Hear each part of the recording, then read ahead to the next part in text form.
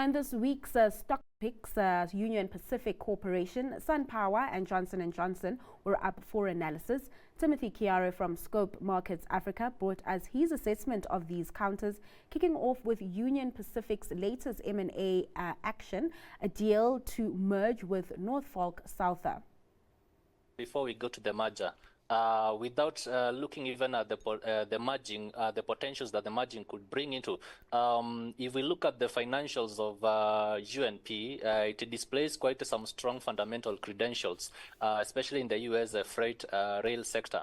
So if you look at some of the parameters, P ratio, we are talking about 19.06%. Price to book ratio, we are talking about 7.71 times. So it really displaying quite some good also valuations which appear modest if you look at the peers, and therefore also if you go the technical side again, the stock has recently shown some slight dip, which would make it affordable to each and every investor that might want to jump to invest in this particular stock. All right. So if we now go, if we factor the aspect of the merger, then we also anticipate even to see slightly even better results come the next financial release. UNP also really relies on coal shipments. Is that sustainable in the global shift to renewables? Yeah, I think that's quite a plus for UNP, because right now you see where the world is going. We are going into the renewables, and for me, I see that's also a plus, especially for the UNP. All right, let's move over to renewables with your second pick, that being Sunpower. As I mentioned, operating in that renewable energy space, selling and manufacturing solar systems and panels. The group services both residential and commercial clients, right? Yeah, true. All right, let's get your analysis on that. Yeah, when you look at Sunpower, I know the financials are not looking quite exciting, because when you look at the financials, you're talking about return on investments. I mean, a ROI of about a negative ROI, which is not something appealing maybe to the investors. But the reason why I find Sunpower looking quite interesting, I'll start saying, but at the moment is a high risk stock to look at. But of course, we know high risk, high potential. If in case you are going to see some turnaround, because we have been seeing this company putting in some measures in terms of trying to turn in things, cost minimization, also trying to do away with segments that are not profitable to focus on only the profitable segments. And I believe if they're able to do that, then we're going to see a turnaround on the same.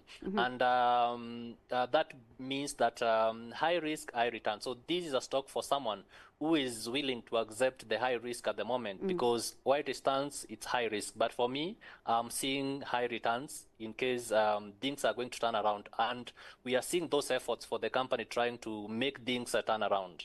So approach with caution at the moment. Didn't they recently complete a acquisition, a takeover with Sunder Energy? Maybe let's talk about that, and with that merged entity, what its market position looks like. Yeah, so you look at when you see any company trying to merge, of course, even looking at the previous companies that have merged, we see there is a success that comes with merging, because around 80% of the mergers that have been able to analyze, they have turned out being a positive. And that is basically looking at the historical aspect of it. Of course, the reason why it's they are merging is trying to make the business much better, much appealing. And I believe that is also reflected in the profitability of the company as well. All right, last but definitely not least is Johnson & Johnson. Why are you seeing value there? I noticed that it hit an all-time high recently and up close to 40% year to date. Is there still room for upside here? Yeah, we have seen an all-time high of about 194. I think it's about $194 per share at the moment. And the reason why I'm seeing much potential here is because, yeah, the fundamentals, of course, they are very strong and stable. Profit margins, you're talking about between around 27 to 30%. the ROI, we are talking about 30% there. So with this kind of moderate growth and high quality profile, therefore, I still anticipate to see some more upwards move, more high prices. I know, like you said, technically, yes, we are in all-time highs. We always anticipate anytime an asset creates an all-time high, we expect a dip. So maybe probably or a retracement of the same. Yeah. But I still feel there is a potential for these stock basically pushing slightly higher, maybe 200 per share. Okay. Before maybe we see maybe a retracement and the continuation of the trend. You know, I just thought about something. Was Johnson & Johnson caught up in the downbeat momentum we saw in pharmaceutical stocks in the US over the past few months, just on the back of concerns around regulation when it comes to drug prices, or was it not caught up in that? Yeah, you see, Johnson & Johnson was not really much affected because the sanction was primarily on companies that are not in the U.S. jurisdiction. So being in the U.S. jurisdiction, it's zero exempt. All right. Now, with new drug laws or drug wins, rather, for J&J, but rising talc lawsuits, how should investors then weigh Johnson & Johnson's momentum against that backdrop?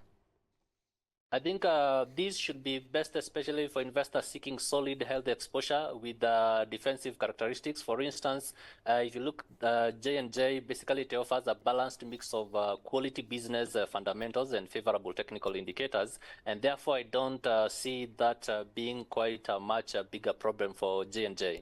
All right, let's leave it there then. Timothy, thanks so much for your time and sharing your insights with us today. That was Timothy Kiarie from Scope Markets Africa.